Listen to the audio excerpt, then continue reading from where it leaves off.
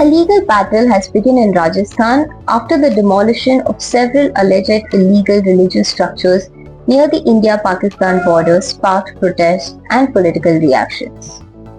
A petition before the Rajasthan High Court claimed that nearly 12 mosques were demolished between June 18th and 20th in Barmer and Bikaner districts. The next hearing is scheduled for July 7th. According to the state government, the action was taken against alleged encroachments on Kochar land and followed a May 27th directive from the Union Home Ministry, which ordered strict action against illegal structures within 15 kilometers of the international border. However, residents alleged they were given very little time to respond to the notices. They claimed the action lacked due process and questioned whether the drive was carried out uniformly.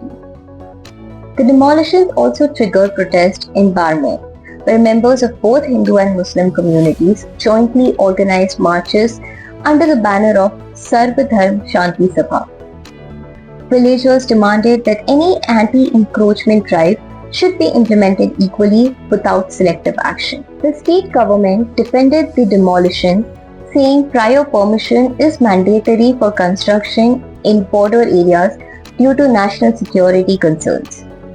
Meanwhile, the Congress criticized the action, alleging it could disturb communal harmony.